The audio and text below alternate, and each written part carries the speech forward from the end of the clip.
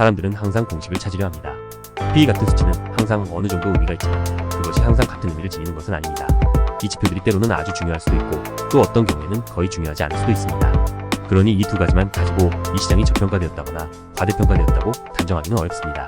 끔찍한 사업을 직접 경험해보며 상황이 얼마나 안 좋을 수 있는지, 그리고 우리가 할 수 있는 일이 얼마나 제한적인지, 그리고 단순히 높은 IQ로는 문제를 해결할 수 없다는 것을 알게 되었죠. 그래서 많은 투자자들이 성공보다는 실수에서 더 많이 배운다고 할 수 있죠. 성공은 가끔 운이 따르는 경우도 있지만 실패는 항상 기억에 남고 자신을 겸손하게 만들어주죠.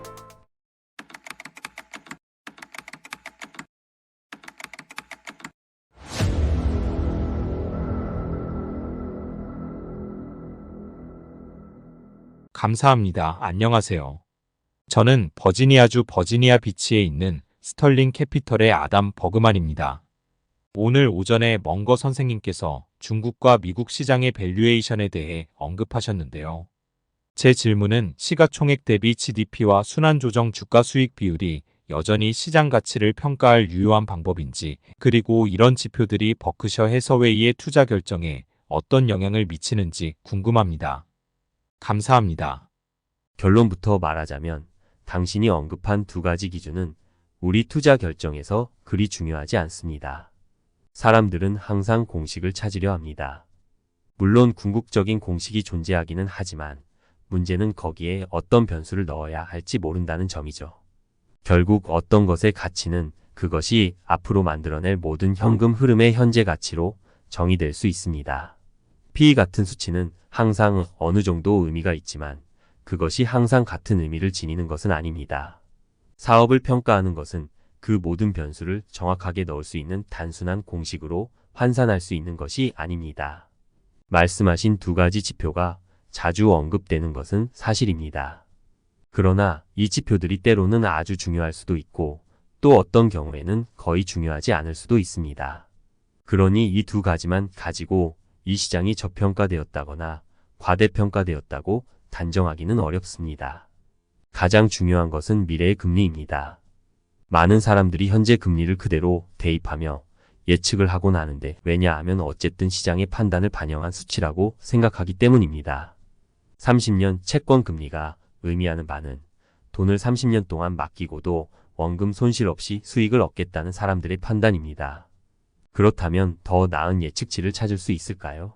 저는 현재 금리를 대입하는 것이 꼭 맞다고 생각하지 않습니다. 그래서 찰리의 답변도 중국과 미국 시장의 비교를 위해 당신이 언급한 기준을 사용하지 않는다는 것이 될 겁니다. 찰리 한마디 해주시죠.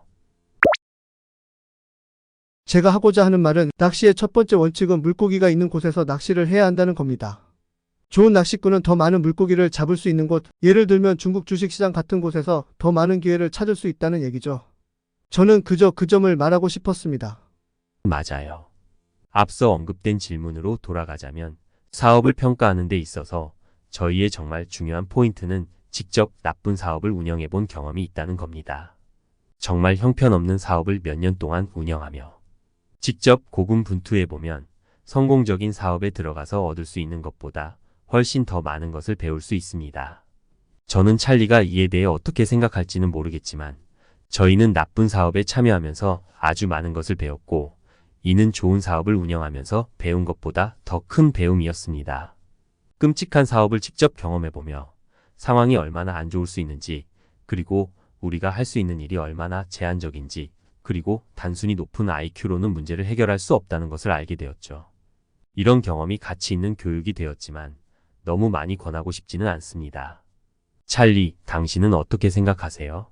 저희에게는 매우 유익한 경험이었어요. 개인적으로 힘든 경험만큼 배우기에 좋은 것이 없다고 생각합니다. 저희도 이런 어려운 경험을 많이 겪어왔고요. 직접 일을 맡아서 진행하다가 잘못된 경험을 하는 것만큼 많이 배울 수 있는 것은 없어요. 문제가 생겼을 때 어떻게 대처해야 할지 실제로 부딪히며 경험하는 것이죠. 책으로 배우거나 남의 이야기를 듣는 것과는 완전히 다릅니다. 이런 경험을 통해 나중에 정말 도움이 되는 통찰을 얻게 되는 거예요. 그래서 많은 투자자들이 성공보다는 실수에서 더 많이 배운다고 할 수 있죠. 성공은 가끔 운이 따르는 경우도 있지만 실패는 항상 기억에 남고 자신을 겸손하게 만들어주죠. 겸손은 투자에서 아마 가장 중요한 자질일 겁니다. 자신감이 너무 높아지면 위험을 무시하거나 그 위험이 자신에게는 적용되지 않는다고 생각할 수 있어요. 직접 어려운 상황을 겪어보면 사업과 시장의 복잡성에 대한 존중심이 생깁니다.